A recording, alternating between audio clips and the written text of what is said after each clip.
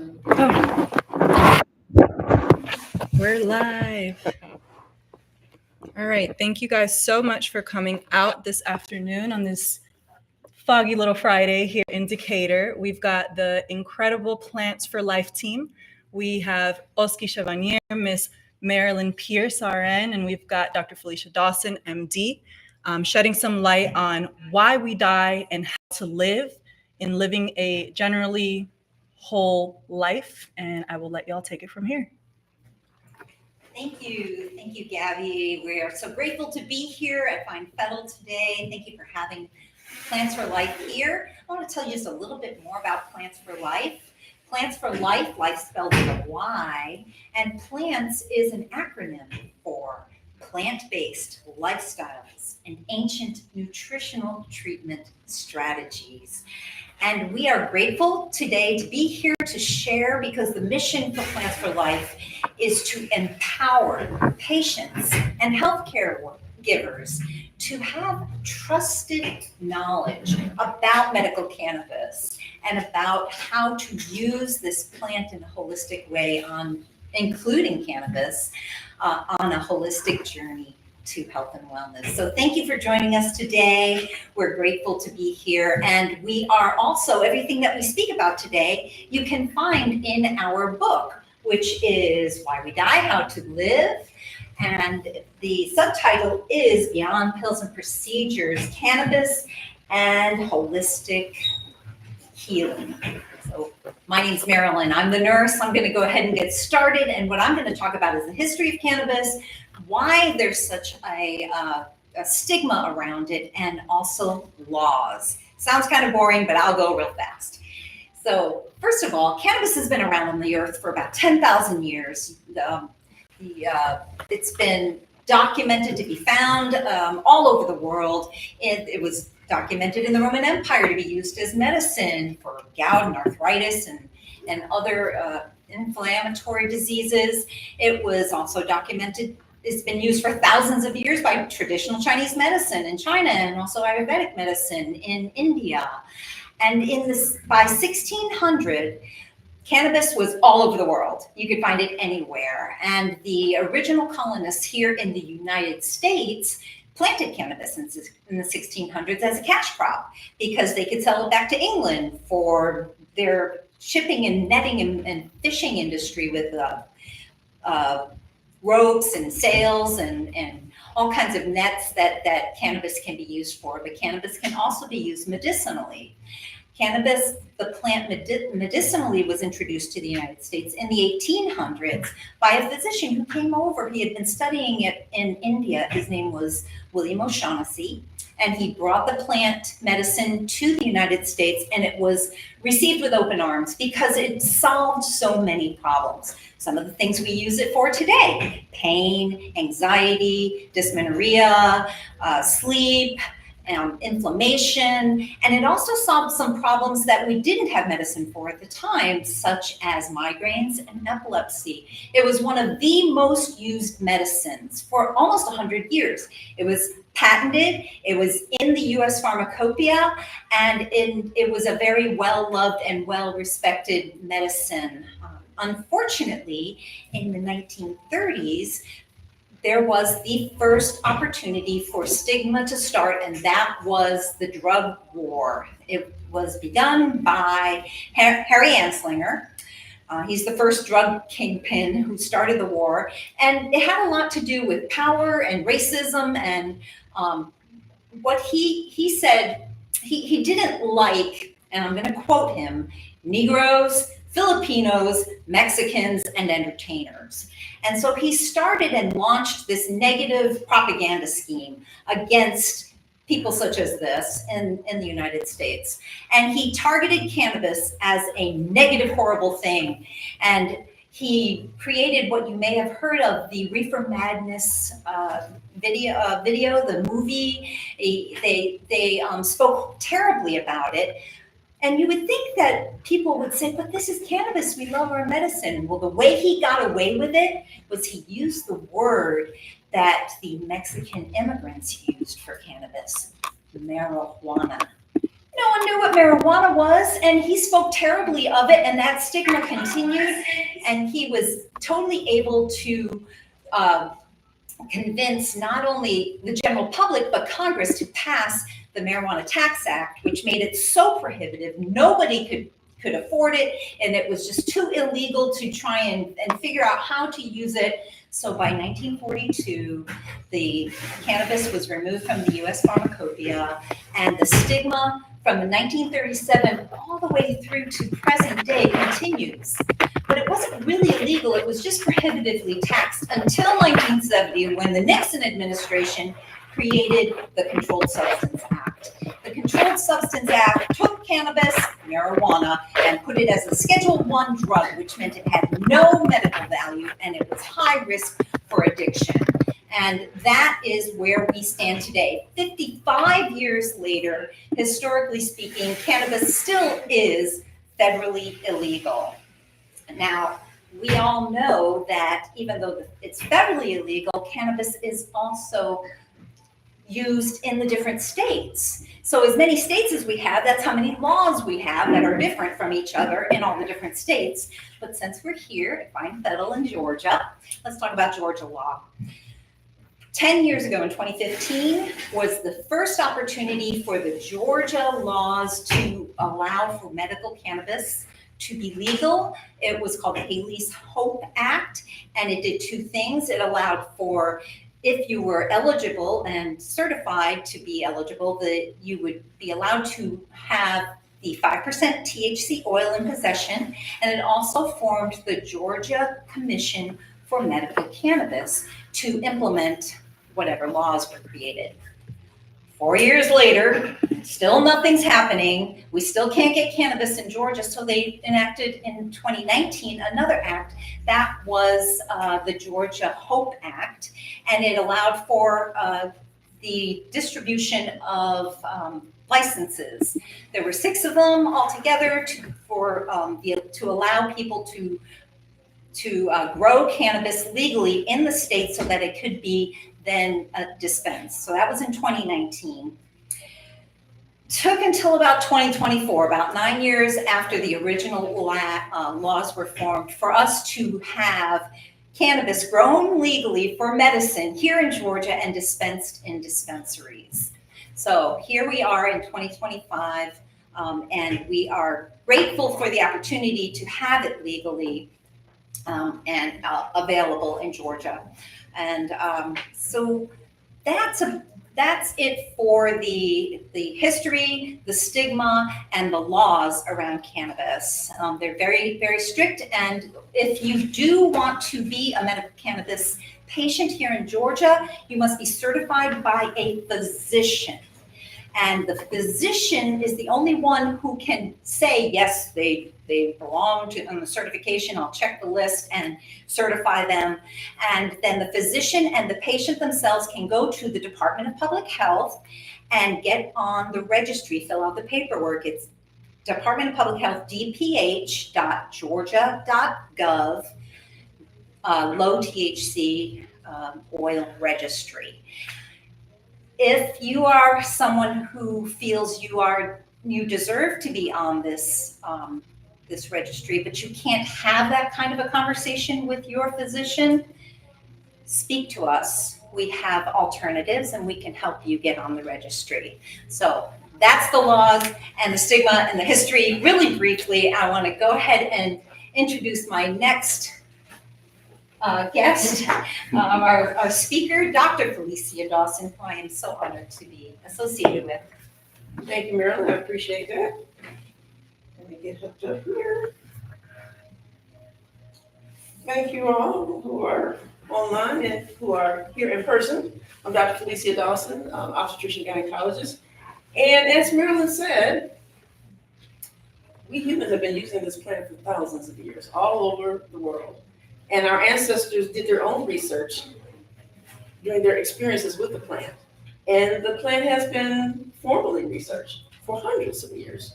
And something remarkable happened in the 1980s when the scientists were looking for the receptor that they thought THC, or tetrahydrocannabinol, was interacting with. What they did was stumbled upon the endocannabinoid system. This endocannabinoid system is present in every living organism except for insects. It helps us relax, sleep, eat, forget, and to experience pleasure. And it helps us to think, move, digest, reproduce, all the things. But it's present in everything except insects. There are three main components to the endocannabinoid system: receptors, endocannabinoids, which are our cannabis-like molecules that we produce, and the enzymes that produce and break them down. When we are stressed or experiencing pleasure, our endocannabinoids go up and help us to function. Now, although most of the components of the endocannabinoid system were figured out by the 1990s, it still is not taught in medical school. Only 13% of medical schools teach about the endocannabinoid system. In the early 2000s, Dr. Ethan Russo hypothesized that everybody's endocannabinoid system is not working properly. He called it the clinical endocannabinoid deficiency syndrome. That means that one of the three components of the endocannabinoid system, receptors, endocannabinoids, or the enzymes that produce and break them down, are abnormal. How can that happen? It can be genetics, it can be trauma, it can be toxins, it can be chronic stress, be it physiologic or mental. And there are like 4 conditions that he recommended that are probably endocannabinoid deficiencies: endometriosis, fibromyalgia, chronic fatigue syndrome, and migraines. And subsequent research would show that all 4 of those conditions have low anandamide levels. Anandamide was the first endocannabinoid discovered. It was named after the Sanskrit word for bliss. I have become intimately familiar with anandamide a couple of years ago. I was on vacation with my family in Canada. I took a bike tour in a British Columbia park. There were beautiful totem poles that were created by the indigenous people of Canada. There were literally peacocks moving through the park, and I was in heaven. My anandamide levels were very high. I picked up too much speed, lost control of my bike, and flew over the handlebars onto the pavement. But I didn't feel any pain. I had high levels of anandamide, and I didn't feel any pain for 2 hours. It wasn't until I went to the ER and they x-rayed my elbow and found that I had shattered it and needed to have surgery to repair it. That's how well my anandamide levels were and my endocannabinoid system was working. Now, our endocannabinoids do not hang around as long as those in the plant. They're not as strong as the plant, but they do their job. Now, the cannabis plant, like most plants, are complex. Cannabis has over 800 constituents so far, and we think it may have thousands, like we discovered in corn and wheat. Plants cannot walk and run away from their predators. They can't move into the shade and get away from the UV light. So plants make phytochemicals to protect them from predators, to protect them from the UV light. And when we eat plants, we benefit from the medicinal properties in the plants. Cannabis, like most plants, has multiple properties. It's anti-inflammatory, analgesic, antiviral, antibacterial, anti-cancer, anti-seizure. People with conditions like ALS, Parkinson's, Alzheimer's, multiple sclerosis, fibromyalgia, chronic pain, seizures, cancer, all benefit from consuming the plant. That's why it's very helpful. But you must know that it's important to make sure your plant is third-party tested. Cannabis comes in multiple delivery methods. It can be brought in through the lungs, through the gut, through the skin, even the rectum and vagina if you have suppositories. But you must, again, make sure it's safe.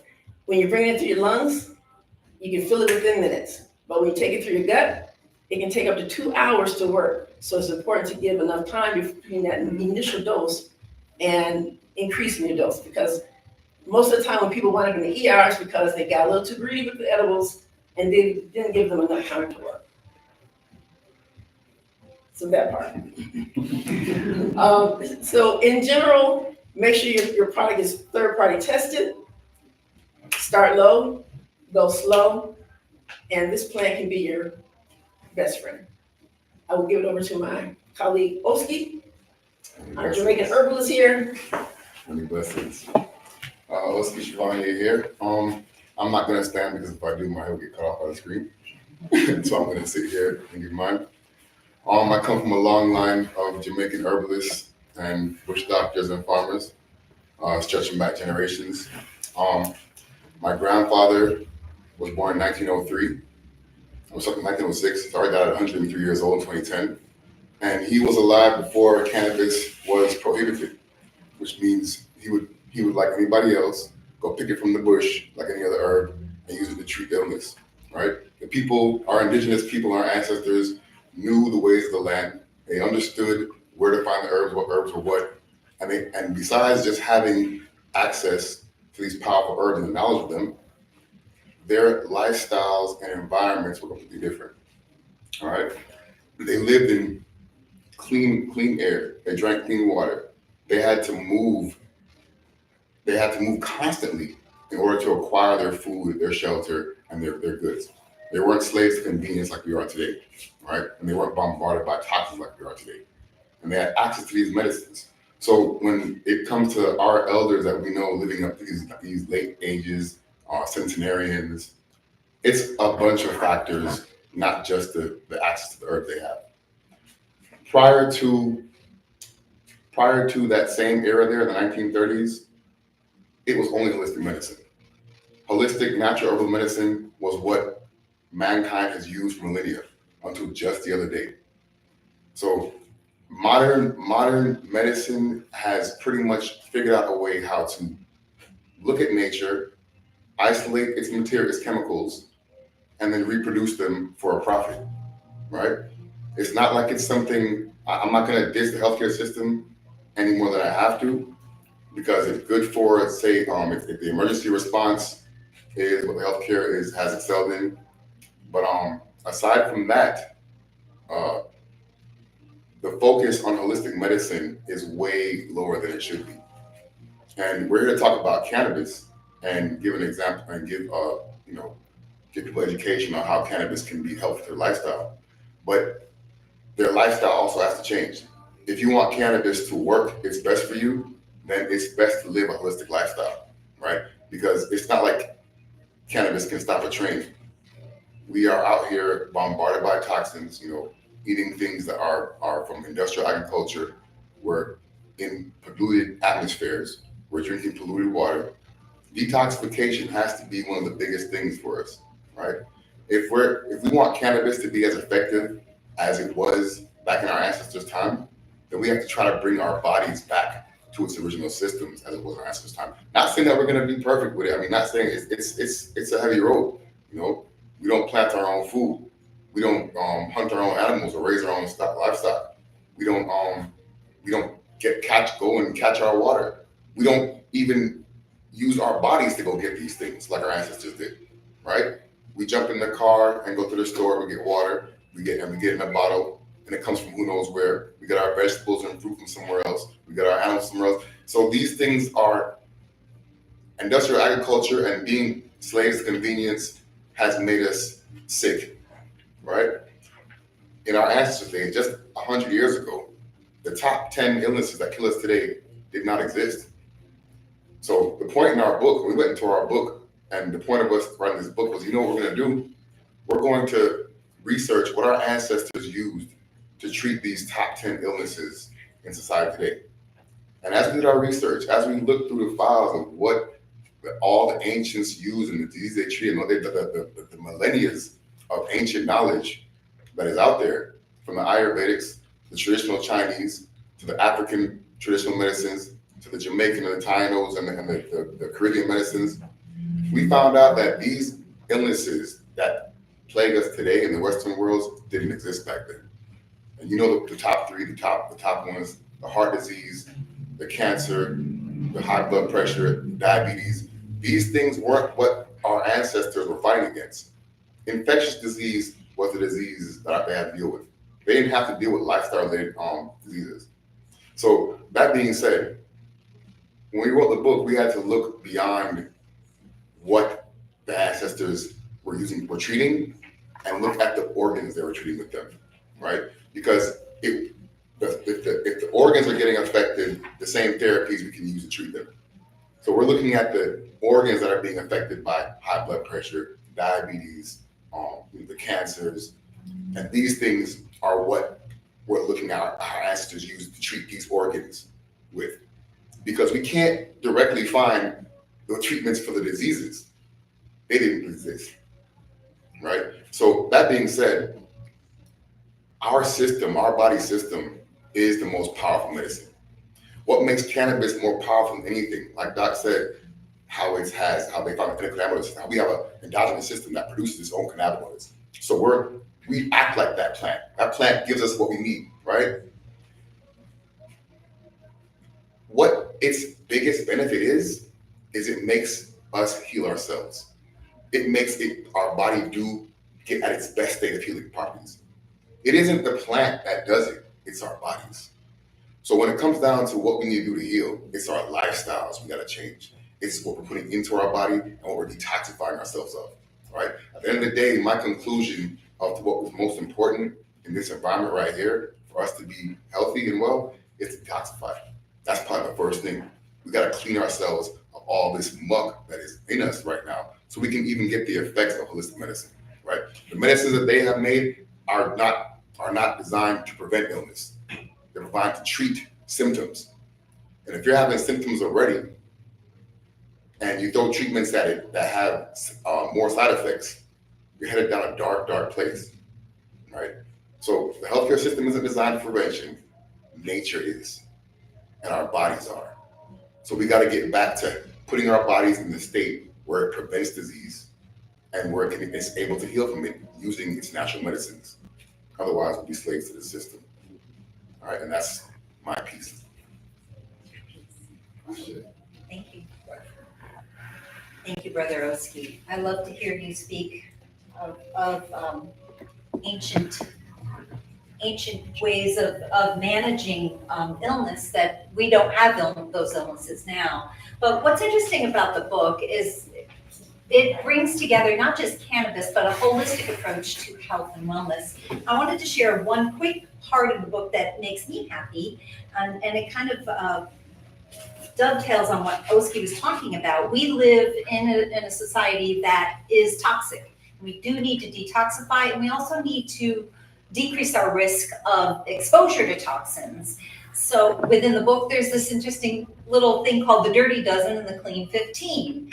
And you may have heard of this, but it's something to shop around or consider while you're in the grocery store.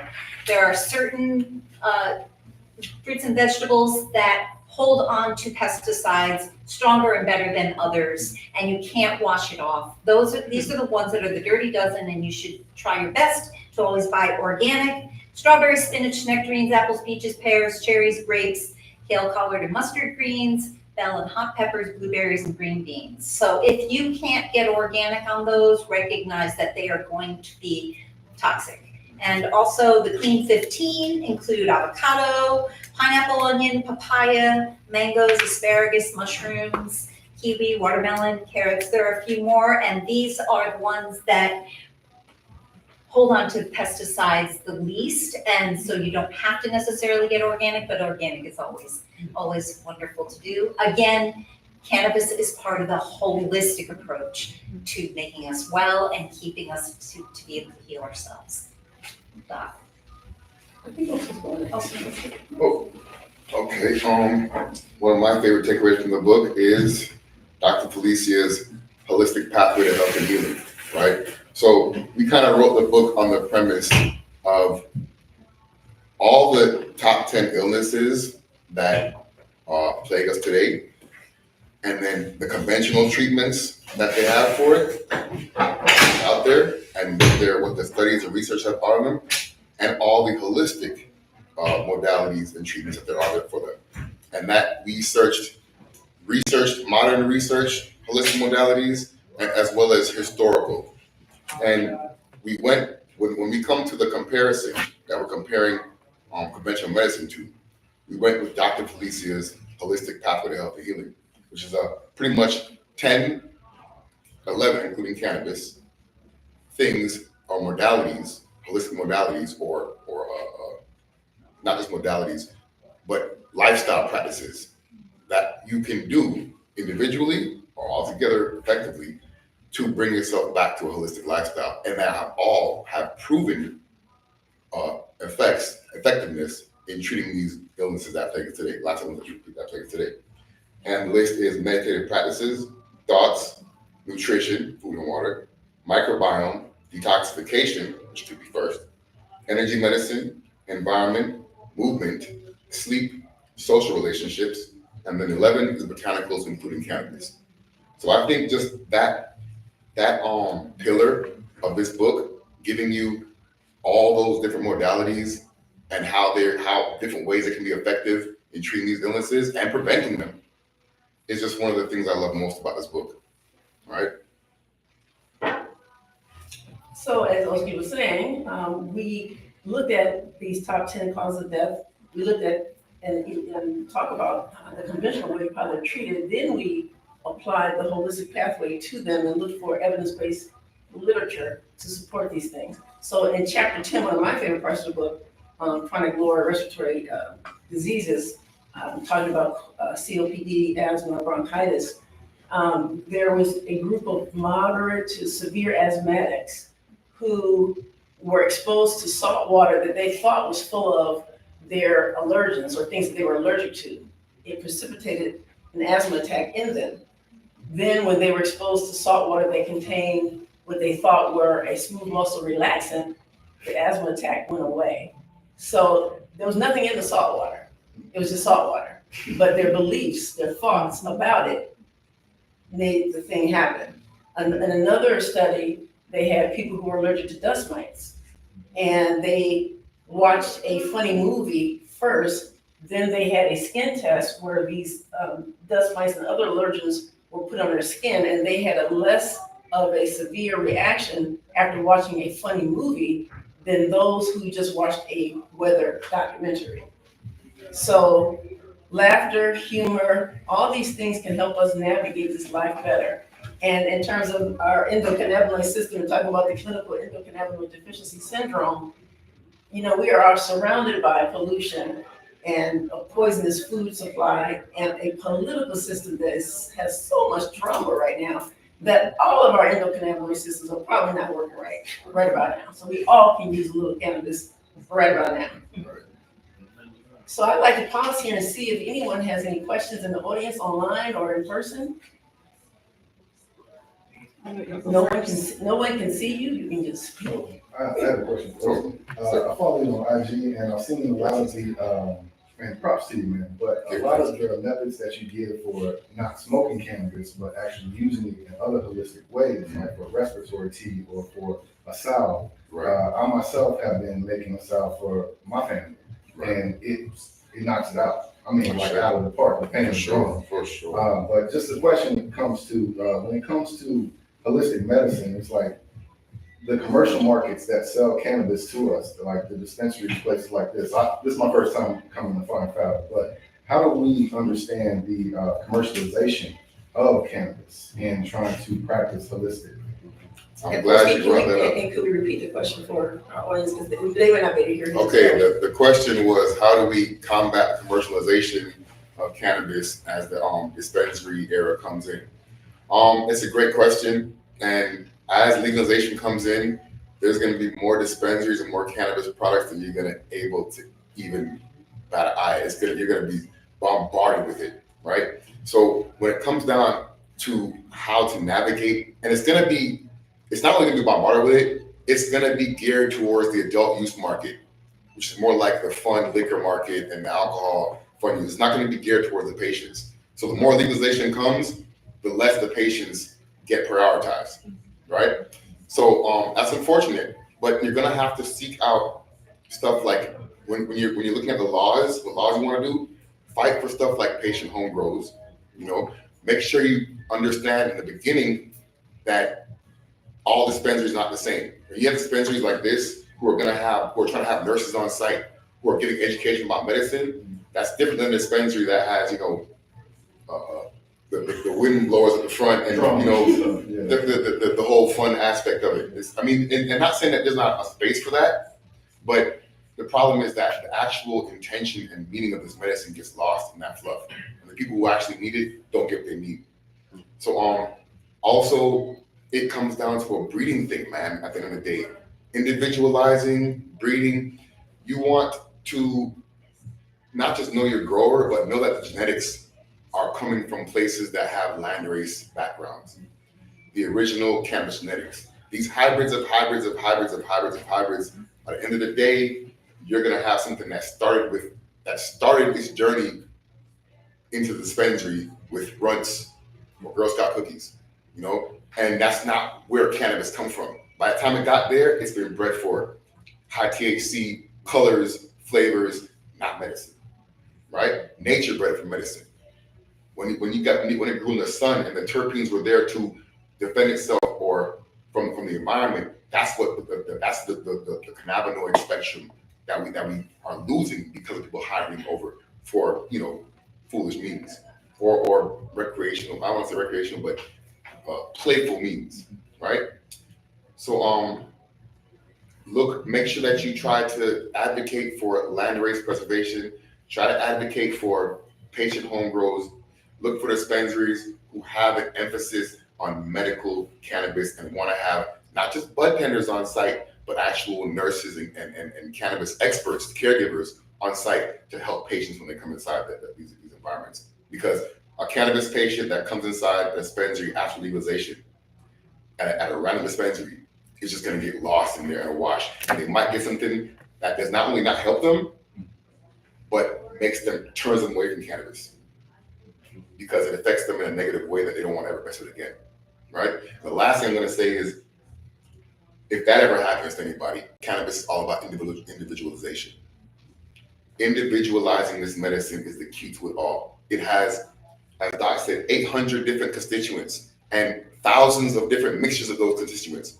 That means it's capable of treating everybody up in here, but in different ways, right? So if we have completely different issues and I manipulate this plant to treat mine, it can affect hers and vice versa.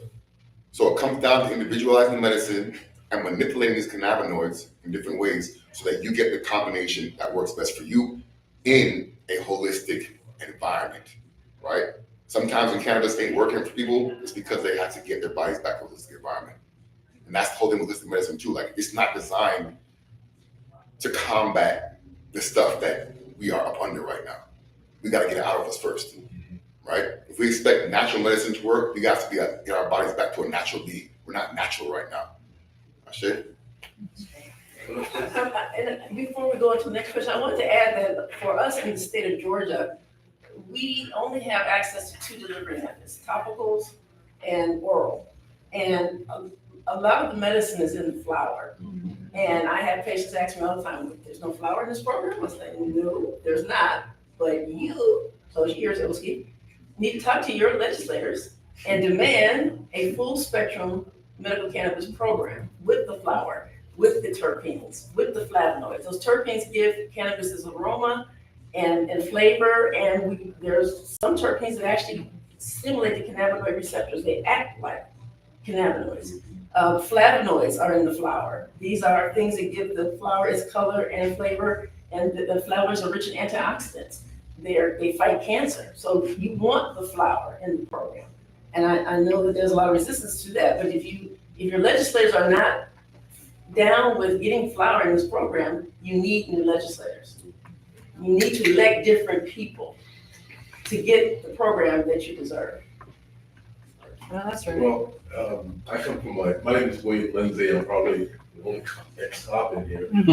But my advocacy is bluegreenusa.com. And what I'm trying to do is transition police and military, been out there, and they've been victimized by this war on us, like everyone else has. But what I want to talk about as a public information officer, federal and local level, the message to the grassroots folks. I mean, you talked about the cannabinoid system.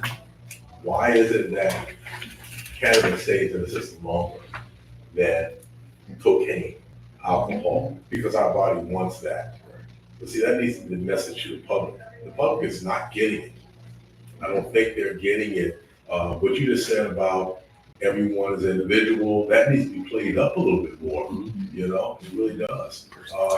I do messaging for disasters primarily, but now I'm in this arena and I enjoy it. It saved my sanity. I'm a certified GA.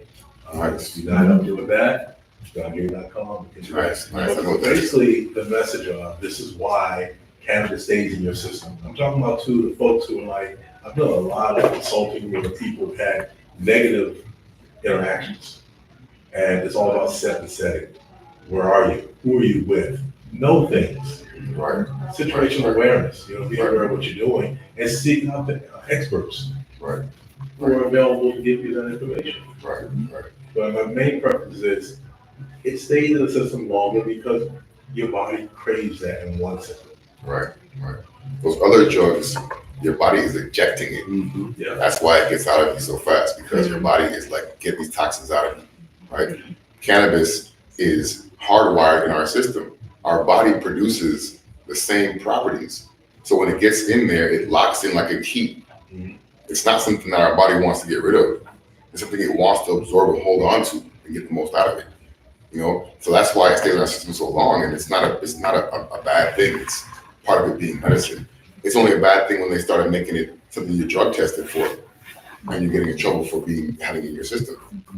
It's aside from that, it being in your system longer it's a good thing. That's what it's supposed to do. You have alcohol in your system, cocaine in your system, alcohol primarily. All that go. I mean, I've just seen law enforcement just do some stuff, and they need help in transitioning, and that's why I'm hoping to provide. Yeah, and cannabis, when it's in the plant, it's in its acidic form, it's water soluble in the plant. But when we heat it or it's exposed to oxygen or it ages, it becomes the more neutral form, and it's fat soluble, and it clings to fat in our bodies. And that's part of the reason why it hangs in there a long time too.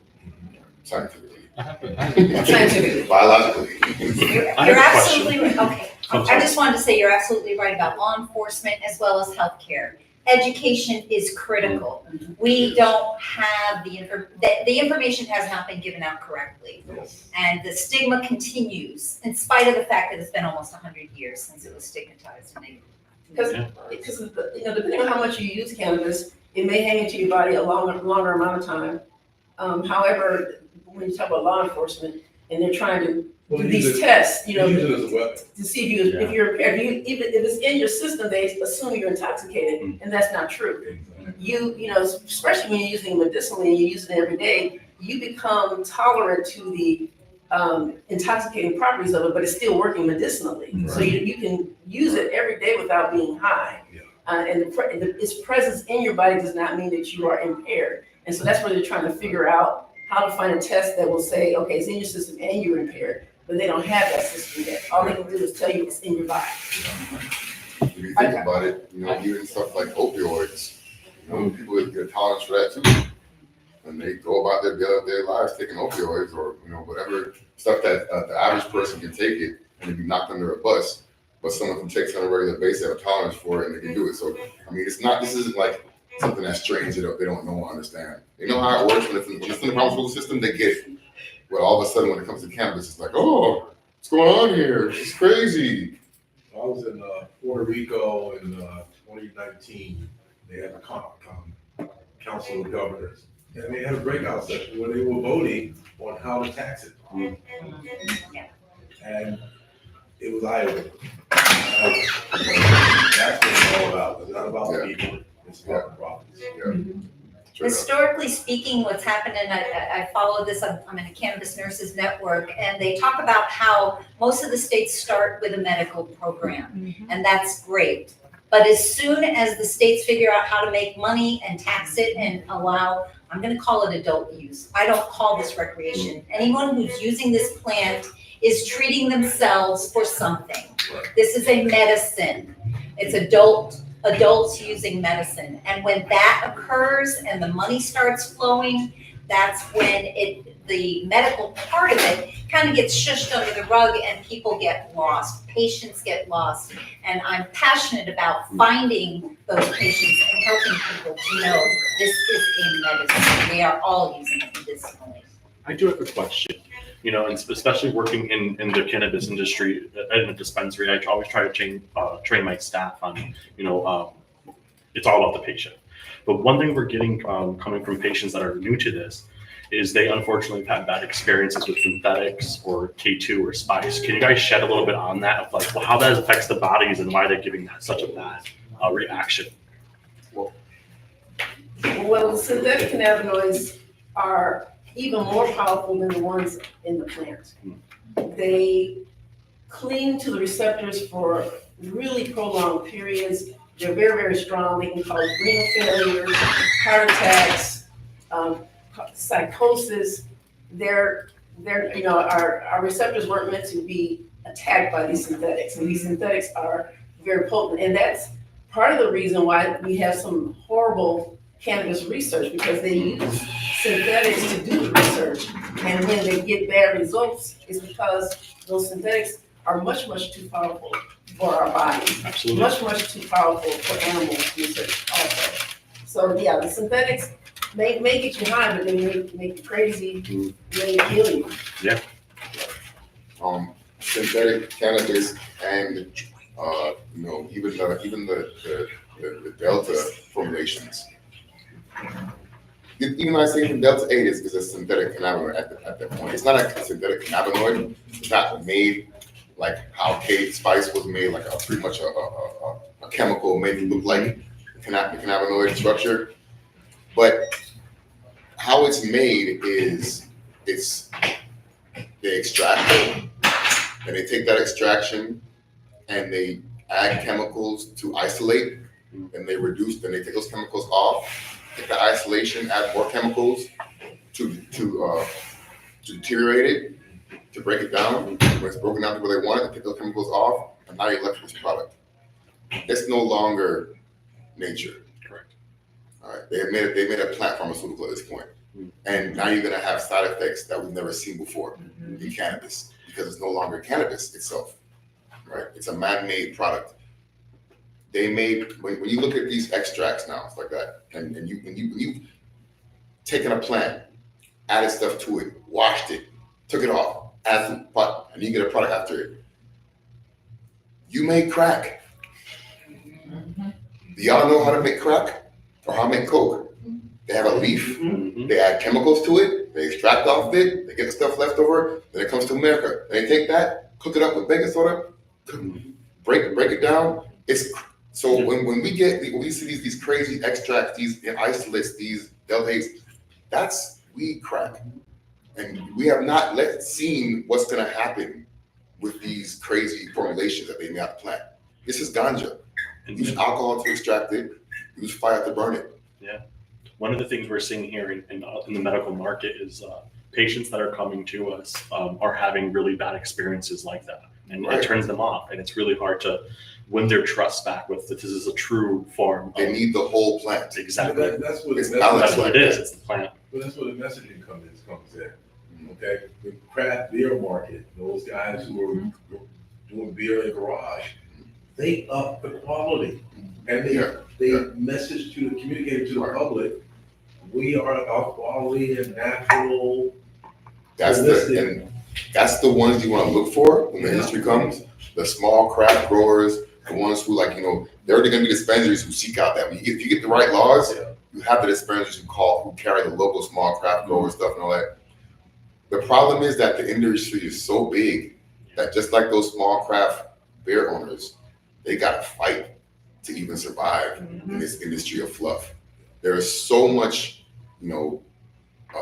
MSO, multi-state operation cannabis, so much big, huge, not just multi-state, but huge cannabis industry conglomerates, and so many different ones that the small local craft growers kind of get shrouded out. So patient home grows is most important so that you can get someone value if. Yes, that's the thing. That's what's for patient, boutique type, and home growing. That needs to be the focus. Okay, just like our farms. Hopefully they'll be able to resurrect and get back out there. Right, your small local farmers. Same, exactly. We need our small local farmers. The same thing has happened. Like, we don't want what happened to our food industry to happen to cannabis. Correct. We're trying right now to get our food industry back. We need our local farmers back. We need to stop getting our food from 10 million miles away with 50% of the nutrients in. What's going to happen to cannabis? It's not going to be the same medicine. When your grandmother comes in here to get it out of there and she gets something that came from across the world that was a hybrid of a hybrid of a hybrid, she's not going to get the relief she wants. And I mean, that's the best end of it. The other end of it is she gets some product that was made in the lab from cannabis, that was from a cannabis plant long ago. Like, it was cannabis before, So these are the things that we have to be aware of and as we navigate this incoming industry, if we want to be able to use this plant medicine. So you were talking strictly about the synthetics, like the K2 and the spice and all that. Correct. So that's one category. Then other categories, what Oski was just talking about, is CBD from hemp being converted chemically into Delta 8, Delta 10, HHC, THC, all these things. Right. These are things that we don't have labs to pick up all the new compounds that are being formed from these chemical reactions. There's only a handful of labs in the country that can pick up all of the new compounds being formed from these chemical reactions. They were trying to get legislation passed to get these Delta 8 and hemp-derived products passed in the legislature, but it didn't make it. But we need to, it's going to pass eventually because they have a lot of money. A lot of regular cannabis retailers, not necessarily Fine Fettle, but they're converting hemp into intoxicating cannabinoids. But we don't have the labs yet nationwide that can pick up the new substances that are being generated from these chemical reactions. And so when you hear bad stuff in the news, 9.5 times out of 10, it's one of these things from the illicit market. Right. I mean, you think about it too. Here, you can get relief from these products. Like, it's not like it's a bad thing of sorts. It's more of like, you need to be aware of what it is, where it comes from, and what you're doing. It's not the same as just taking cannabis. There are different steps. You may have different side effects, different steps you got to take to make sure that you don't have a bad experience with it. You know what I'm saying? So not that it's not that it should be left alone, because some people can't get anything better. And I would say it's better if someone's using Delta 8 than an opioid. You know what I mean? So if they're getting pain relief from a Delta 8 product and they can't get anything else, and an opioid is their next choice, then be aware of where it comes from, be aware of their side effects, be aware of your dosing. Treat it more like a pharmaceutical than you would a plant. You know what I mean? And when the plant medicine comes in and you have more access to that, then you can start changing your rules with it. But when you're messing with, one of these made hemp-derived cannabinoids, it's like pharmaceutical. Cut down small amounts, take small amounts at a time, see how you feel. Dose it for a amount of time and stop dosing it. See how you feel with the come off of it. Are there withdrawal effects? Are there side effects? And remember, say these are things that your doctor would do for you, that would watch for you, that you're not gonna have. So you have to kind of do it yourself at this point in this environment. Which is why I don't do much talk about the legalization part of it, because I've been under the bus for this plant. I've grown this plant and built this plant my whole life. I've been to prison for it already. So it's like, when it comes to legalization of it and how it works, like, I don't care about that part. Like, I need for folks to understand how to use it properly as medicine, however they get it, wherever they get it. Any questions coming online? We had a question for Oski. You were talking about the detoxification. We have a question asking how would we even start detoxifying? The first thing you want to do with detoxifying is go for the heavy metals. Cilantro is one of your best heavy metal grabbing herbs, but it by itself is so powerful, it will grab heavy metals and pack up them in your body. So when you start implementing cilantro into your diet, you need to make sure that you have a lot of healthy fats, vitamins along with it, because that can use it as vehicles to get the metals out of your body. I make a chelation therapy, which I call it, which is pretty much 45 days. A 45-day chelation therapy is essentially putting cilantro into your diet regularly for 45 days straight. And that will pretty much relieve your body of most of the heavy metals that you have in your system.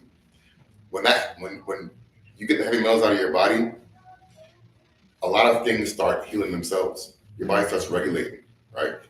Blood sugar starts regulating. Blood pressure starts regulating. Because a lot of times these heavy metals prevent our bodies from regulating itself. So it isn't actually that we're suffering from high blood pressure or high blood sugar and like we're pre-diabetic. It's that our systems are not able to regulate themselves because it's so bombarded and so laden with toxins. So the first go-to detox that I always recommend is 45-day chelation therapy to get the heavy metals out of the body. And the next thing is start implementing fasting techniques. First, from intermittent fasting, which means you just eat one meal a day and cut off your eating at nighttime and don't eat again until say about afternoon, after 11, 12, at one meal. And then that kind of gives you an idea of how to deal with the hunger of fasting, and then move into more, harder areas of fasting like 24-hour and 36-hour and 72-hour fasting. Of course, everybody's different. Fasting can be dangerous, especially if you're diabetic. You need to always be in lieu of somebody who knows what they're doing with the fasting and watching yourself, engaging yourself the whole way through. But fasting is the next thing to detoxify the body. It's one of the system's main detoxifying entities, because once we fast, the body goes into, after about 72 hours, is it 36? I can't remember if it's 36 or 72 hours, the body goes into a state of what's called autophagy. It's in which pretty much bad cells start killing themselves. It's like bad cell suicide, right? So your body starts ridding itself of all the excess stuff that it doesn't need and keeping only what is the best, most healed and well products of your body. So that's the next thing into detoxification, heavy metal releasing, then fasting. After that, it's about sauna, exercise, sweating yourself out, and what you put inside of yourself, right? Cleaning up your food, cleaning up your diet, trying to get to get as close to the source of your food as you can, just like with cannabis, trying to get the stuff as close to the source you can get it, if possible, the cleanest you can get it. And sometimes eating less is eating more, right? Because if the food is clean, you're getting so much more nutrition from it that you don't need as much. So it's like the case of a whole bunch of GMO, hybridized, pesticide-up food, or a smaller amount of organic, whole plant, local produced, food. And these you don't need as much because the nutrient level is more dense, and that will help you to also get rid of your toxins. And I will have to add that sweating is a good way to get rid of heavy metals also. Right, the sauna. So sweating, exercising, really sweating, and showering soon thereafter to get the heavy metals off your skin. But sweating is one way to get rid of heavy metals too. Yep, the sweating and the exercise. And regarding detoxification, it's a journey. We did not get this sick quickly. It's not going to take a week to get clean. Right. We're all on the journey of figuring out how to do this best for ourselves and how to live a clean life. Right. It's a lifestyle.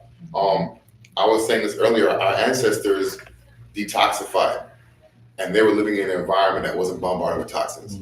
They didn't have air pollution, water pollution, food, industrial agriculture.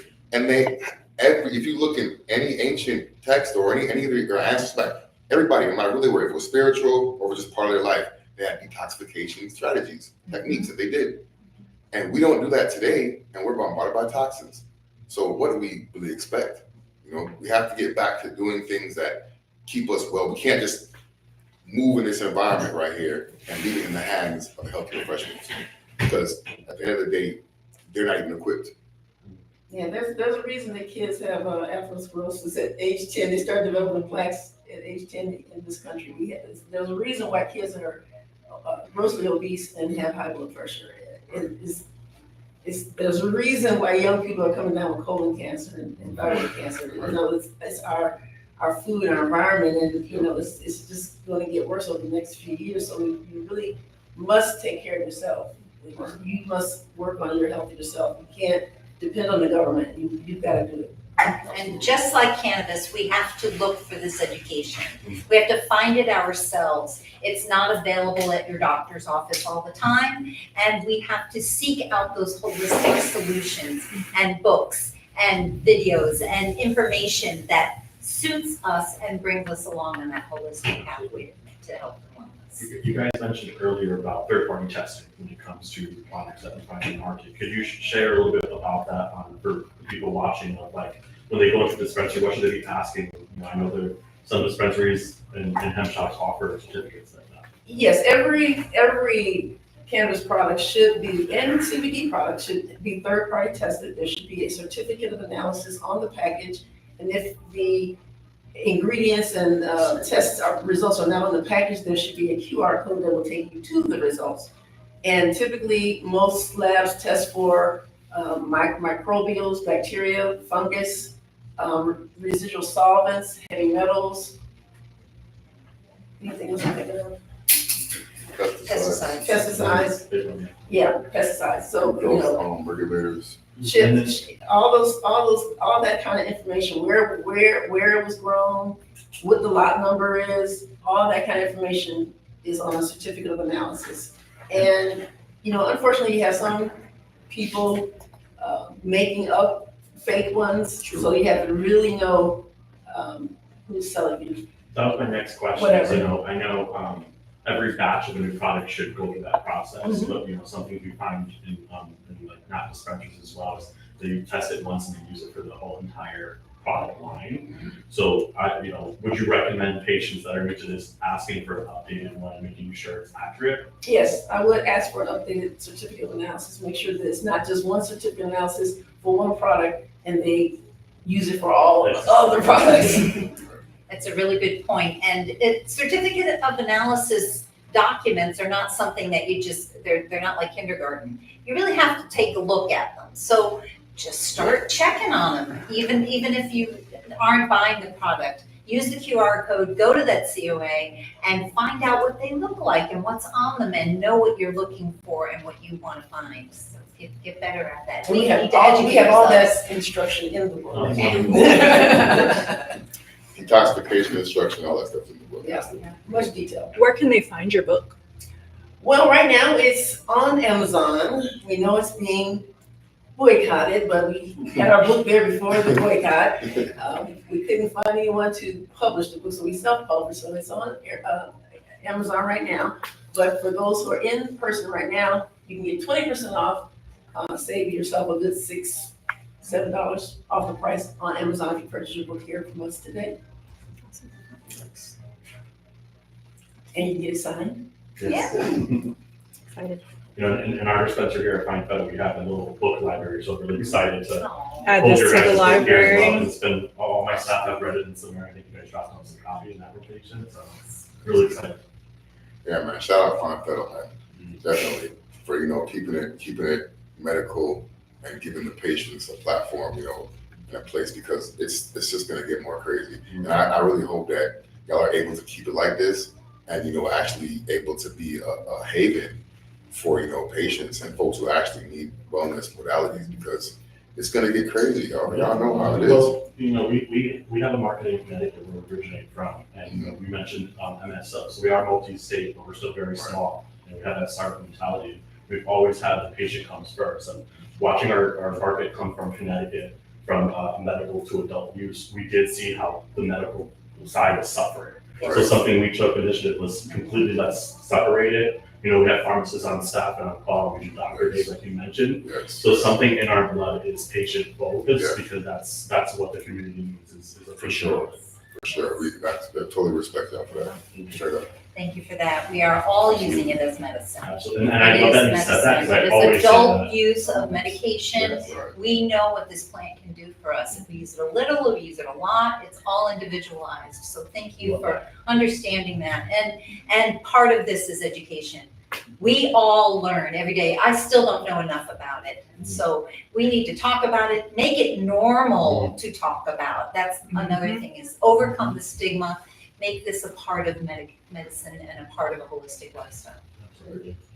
Yeah, we weren't taught this in medical school, you know, and most physicians don't know. I mean, I didn't know that physicians were prescribing cannabis in this country from like 1850 to 1937, and then people could literally go out to the corner store and get a cannabis-containing medication. It was like the most popular medication for 100 years.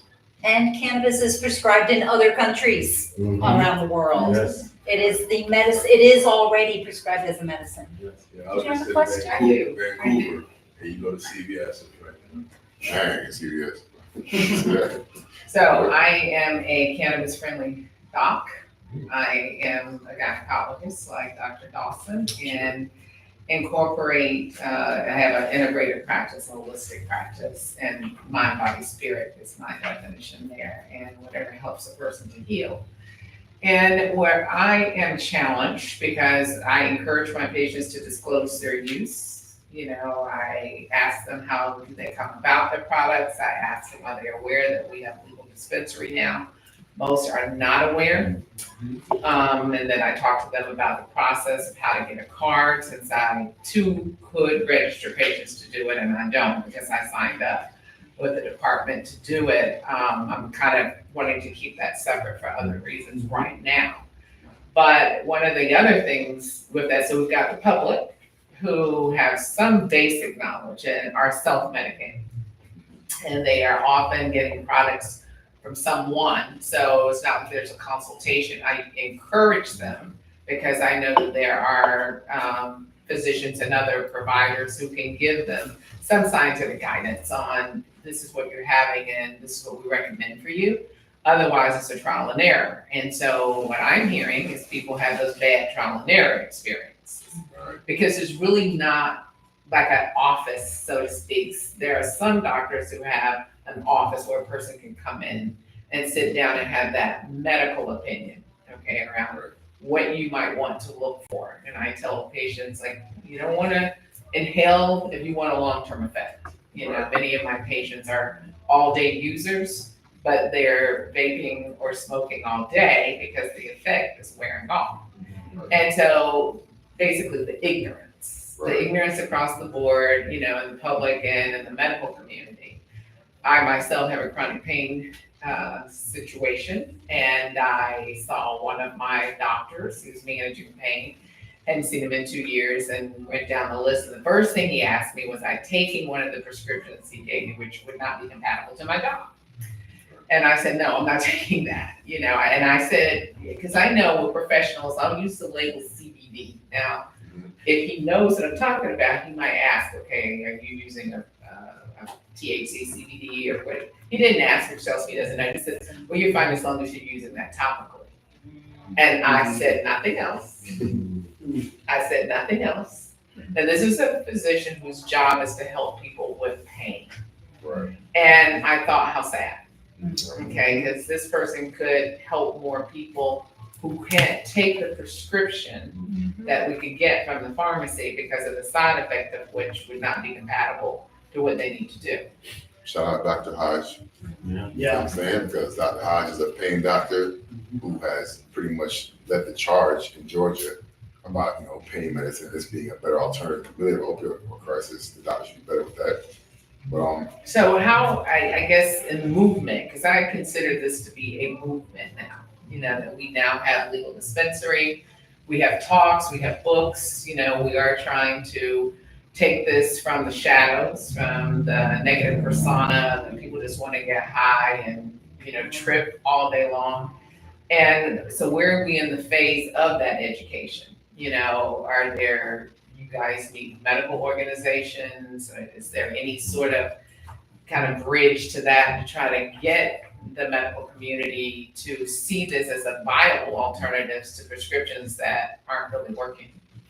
Looking at them. There's a lot of challenges. There's a lot of challenges to getting to the medical community. So from a nurse's perspective, I'm going to say that it took me 9 or 10 months to be able to speak to the Georgia Nurses Association. And I finally got a CE and was able to do an hour's worth of teaching. But there was so much resistance, even though the American Nurses Association has said that cannabis is now a specialty. And since 2018, our National Board of Nursing has said that nurses need to know about cannabis. But there is a barrier. It has a lot to do with the federal legality and the money that is received from the medical community, from the federal government.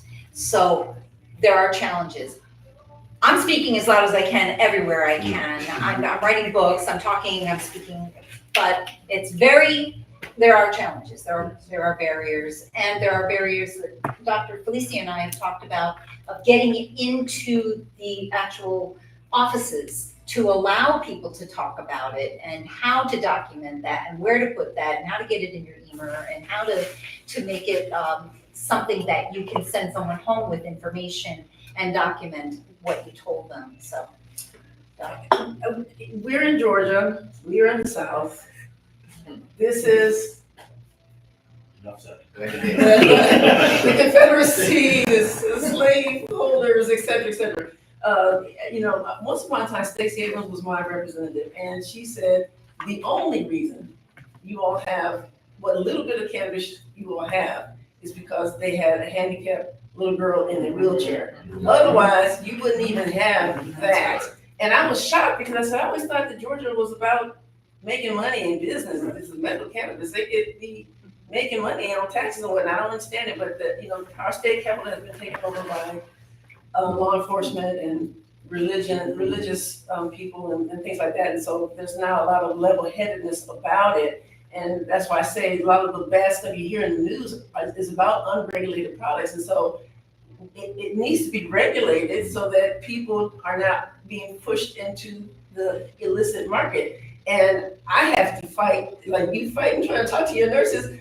It takes me a minute to arrange my talks with Morehouse School of Medicine. I'm talking to the residents about the endocannabinoid system. I recently talked to them about some of the limitations of the research that we have. I just went to a gathering of physicians in Buckhead at the Capitol Grill, and several doctors at my table are saying cannabis is legal in Georgia. I'm like, what? I said, I'm still, it amazes me that even physicians don't know that we have a medical program in this state. And, it's as much as I think everybody knows about it, because I've been going to community events like this for like the last 5 or 6 years here, and it shocks me that people still don't know that it's legal. I don't know. There is I belong to an organization called the Society of Cannabis Clinicians. It's in California. They are the physicians who began this back to cannabis movement from the 70s. California was the first state to have medical cannabis. It grew out of California. And there are physicians like us all over the country. So I would encourage people to look up physicians with the Society of Cannabis Clinicians. And I tell people, be cautious. I mean, I want everyone to talk to their physician about cannabis, but every physician is not honest. You can't talk to everyone because, physicians are people too. They may have family members who are addicted. They may have family members who are in prison. They themselves may have struggled with stuff. I mean, you just heard Elton John talk about legalizing cannabis is like the worst thing we could have done because he had a history of addiction and he saw how it destroyed his life. But you can be addicted to anything, Right. Be it cannabis, sugar, exercise, sex, gambling. It doesn't matter.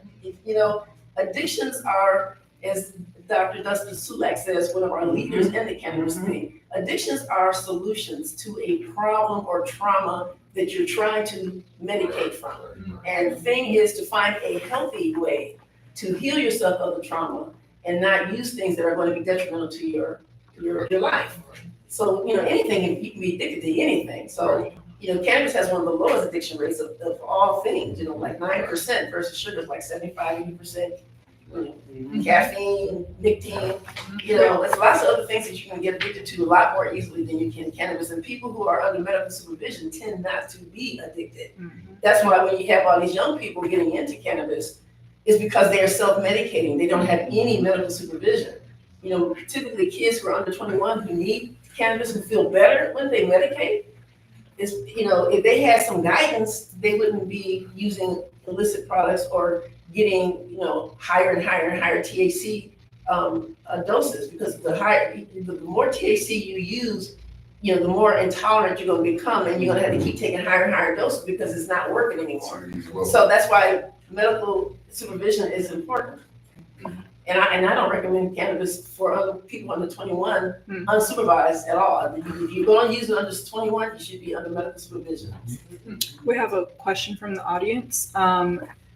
Because we're in Georgia, obviously we have a lack of just general understanding. So what steps can people take to actually find these type of spaces? What would you recommend to people who are just generally curious and they need to start finding their tribe, essentially, in the space? There is a nonprofit, Georgia Medical Cannabis Society, that was founded by Angela and Yolanda. I'm blanking on their last names. Weston. That's one group. Weston and Bennett. Yep. Right, they're associated with Fine Fettle as well. They spoke in Another one, what's the? Minorities for Cannabis, Minorities for Medical Marijuana, N4MN. It has chapters in most states in the United States, but we definitely have a Georgia chapter here. Chris Brown, Care for GA, Care for Georgia, CARE. Alexis Harris with Harris Consulting. Yeah, Michael Coach Harris. Georgia Hemp Organization. Normal, Peachtree Normal. Sharon Raver used to be running that thing. Now I'm not sure who's running it now. I think Corey. Yeah, there's Peachtree Normal. There's also regular normal. If you just look up NORML. Peachtree is the Georgia division. Yeah, and I want to say one thing. The illicit market and the regulated market can both be good or bad, right? Because the illicit market is where you're going to find the organic growers at. Because guess what? You can't grow organically for regulators, because this is a plant that if you try to set up and grow a large scale of it organically, you're not going to get any yield. Okay, the bugs are not going to let that sit there and just go. All right. So this is a plant that if you want to grow at large scale, guess what? Organic's over with. So the only way you're going to get small batch organic cannabis at this point is the illicit market. So everybody's not the same in this market. There are folks out there who are getting, these huge packs dropped off on them from, these big grow farms, these operations in China. Who knows what's on top of them? If you ask me, I don't blame the cannabis illicit market for things going wrong with it. I still think it's, I think if there's stuff like fentanyl on cannabis, that's not the market. That's getting put in there by folks who want to demonize it again. That's what I think. I don't think that cannabis producers they didn't have to put opiates on it this whole entire time. And now it's 10 times stronger THC, and I want to put opiates on it for what? It makes no sense. So if anybody's putting, if there's stuff on chemicals from the weed that I'm supposed to be in there, fentanyl, that's the forces against cannabis trying to re-demonize it and say, oh, this is a dangerous thing out here. So you might have fentanyl in it. Cannabis producers don't make fentanyl, and nobody who produces cannabis wants to cover it in fentanyl. That's even the if it was like, say, cartel run and they were doing it to hook their customers, they could just sell fentanyl. People who want fentanyl, take that, and there's enough market for it. Like, there's no reason to sit here and try to put opiates on top of cannabis to make people addicted to it. That's an old drug era theory. Here, you get the first one free, you're gonna come back to me. That's foolishness. It don't work like that. I have to disagree with you on the organic part. Okay. That you can find organic cannabis. outside the illicit market. There, I mean, places where cannabis is legal, because cannabis is federally illegal, they can't call it organic, but there are certifications like certified green, and then a couple of other ones. Well, right, You can and get, small batch. it's being grown organically. Right. And there- this places is legal, where this is legal. Right, So right, there are places. So I retract that. There are places where you can actually, where the small batch organic growers actually can sell to dispensaries. So I'm generalizing, basically and saying in general, you know, organic growing is not a large scale operation. So if you get, and at this point, if you're not in a legal state, you know, you're probably not going to have the organic option inside your dispensary because it hasn't gotten that far yet. So I'm just getting an example. Like, they say that's not legal. You may have an organic grower in an illicit market that can get you proper medicine before the laws come in, you know, and they may be actually working with the dispensary later on in time. You know, I'm just giving you the underground outlook because we can't always. I'm not always going to look for this system to do the right thing. That's not their course. That's not their protocol, from what I've seen in the pattern. So, you know, sometimes you got to get it how you do More it. education, absolutely. I did want to, you brought up like the old school mindset of, the fentanyl thing, and, recently in some reports, it has been coming back up. And, and you sharing that light about, it's not the industry doing it. And I want to emphasize that because the industry, people that grow it organically at home, that's a passion of theirs. Right. They're not going to ruin that beautiful plant to just get you higher. Not what this So is. it's like, I'm glad you said that because there are reports and patients come in with that saying, hey, this was found off the market. How do I know it's on your product? And I'm glad you did bring that up. There's fentanyl on the tobacco leaves. There's folks putting on the tobacco for crying out loud. Like they got folks who testing it on tobacco products that they're getting from the corner stores. And these folks are rolling their weed in that. Could be anything. So that's why it's all about knowing your source and knowing your grower, you know what I'm saying, at the end of the day. But it isn't necessarily that. And also, so just like there are in the illicit market, there may be organic and they're just like that in the regulated market, they're fake COAs. You know, so just it being regulated doesn't necessarily mean that you're free and clear. This is a good thing. It could be just right that the regulated market got money. They could save, they want to save. Know your source, know your source. You know what I'm saying? So it comes down to knowing your source at the end of the day. And at least like having a place that has an emphasis on sourcing their products, or at least having a section. Like you could have this dispensary here, you have mad products, but also a section for small craft grown locally. You know what I mean? They have that in places like Doc said. That does exist, and that's where patients have a haven. We have one more county next week. And Governor Maryland just signed a bill saying that people can make their own edibles and things at home. See, it's that part. Shout out Maryland. Yes. Right. More. Let's And more. someone can come to a dispensary like this, get their small craft grown cannabis, go home and make themselves some medicine. In Massachusetts last year passed a law that you could actually purchase clones from the dispensary. Oh yeah, that's nice. Like 4 plants. See, So that's where we need to be that's at. where we need to be at. Will that happen in Georgia? That's, how can we get it there? We don't know. If the right people get their pockets full, it'll happen. Right. Agreed. The stigma is heavy on Georgia. The stigma is strong here, but just because I've spent some time in California. I was recently up in Connecticut. Even though those are adult use, long-term open states with cannabis, the stigma is still there. Totally. This is a huge invisible veil that prevents many of us from even being able to talk about it or ask about it. Yeah, I encourage people to try to talk to your doctor in general. Say, how do you feel about cannabis? I hear it can do this, it can do that. How do you think about it? And just, based on their answer, then you can know whether or not you can be completely transparent. I always tell people that have several doctors on your team. This doctor may do good for your internal medicine, but this doctor may be okay with the cannabis. So get you a couple of doctors on your team because everybody doesn't think about it the same way. I've already left my doctor because they're totally against it. I've had them for 15 years. Wow. It's unfortunate. But they're not willing to learn. But as a GA, we have 9 medical professionals We've already got certified doing that as well, and we're doing a great job of, with messaging. That's what it is. It's all about the messaging. Until we get hold of that and make that a little bit more robust, we're gonna still be suffering. And doctors, man, the good ones, from what I hear, listen to their patients. Yeah. If your patients are coming in and telling you something that's working, they want to look into it. They got, doctors gotta, they gotta realize that just because the time in the school and everything, it doesn't mean that they know everything. Mm-hmm. Their patients are telling them something, and it may make sense. Most of them are afraid. Most of them are afraid. Right. Malpractice. Yeah. There was You're a right, study you're right, done you're where right. nurses were interviewed, and it was found that most of the information they got about cannabis was from their patients. Right. Yes. And then it takes revolutionary mind to take what your patients gave you and go against the grain. So Yes. I'm not down to no doctors who ain't stepping off, because working with doctors who really do this for real, it's not easy.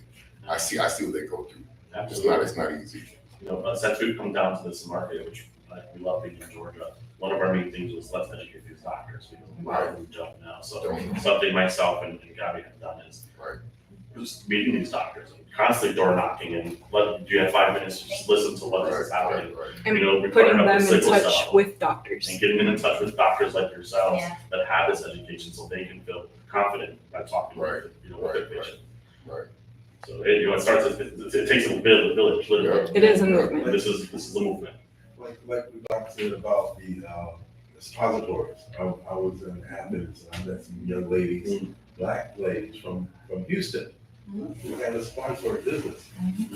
And I was blown away. There you were, all in Athens, Greece, talking about cannabis and how it can help and alleviate a lot of issues. But they were in an illegal state and still doing their thing though. Honestly, the only way my sister could get relief when she was passing the cancer, she couldn't take it.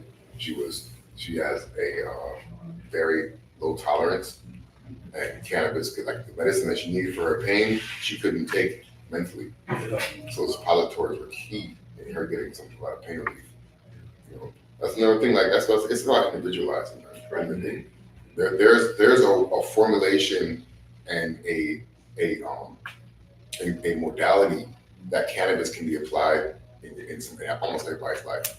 And I love that you say individuality, because my background's in genomic cancer research. And when I went to college, I wanted to study the cancer in cannabis. Like that was my main goal, but unfortunately at the time, cannabis was not something you studied. Right. So we personalized medicine for genomics, and that's what got me right back into cannabis, is because now it's a topic that can help and it can be personalized. So hearing you say that is just kind of like the stamp to like I'm doing what I need to do. Appreciate it. Yeah, I might give thanks for sure. For sure. All right. Any other questions? Well, I'm glad I came. I should give thanks. Yeah, you came. Absolutely. All right, I think that wraps it up then, huh? I think we're good. Thank you guys, everybody who's online. We're getting ready to end. Goodbye, everyone. There's a lot of organic refreshments outside as well if anyone wants to. We've got plant-based. Thank you. Absolutely. And bye, y'all.